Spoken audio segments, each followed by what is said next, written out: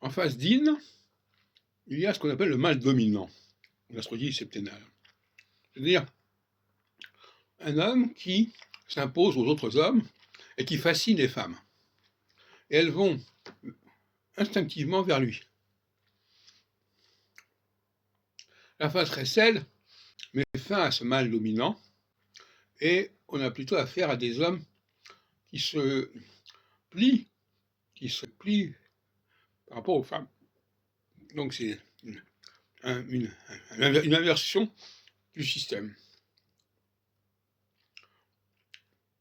L'astrologie septennale, on peut prévoir les périodes où certains mâles dominants vont s'imposer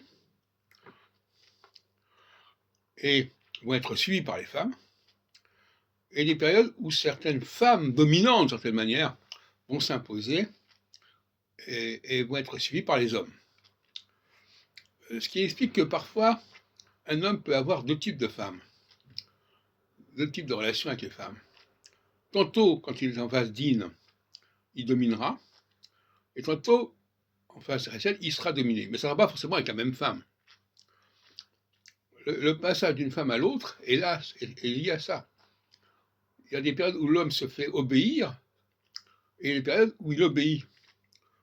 Les périodes où il guide les femmes, et les périodes où il est guidé par les femmes.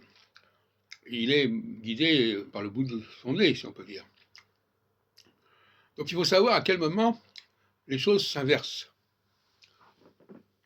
Et puis, puisqu'on sommes dans le domaine de la psychosociologie, il faut parler aussi du danger qu'il y a à aller contre ses instincts.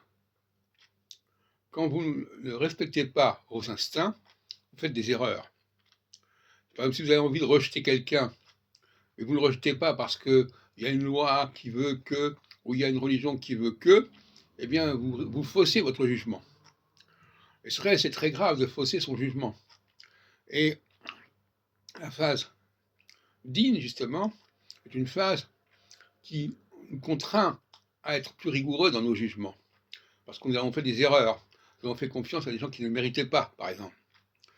La phase Récel, au contraire, une phase où l'on passe outre, où l'on se laisse aller, on se laisse faire, on se laisse mener par le bout du nez. Et donc, il faut savoir à quel moment ça va se produire. Il faut prévoir ça. Et l'astrologue qui donne des conseils doit prévoir ça, doit avertir son client ou sa cliente de ce genre de situation qui peut se produire, dans un sens comme dans l'autre.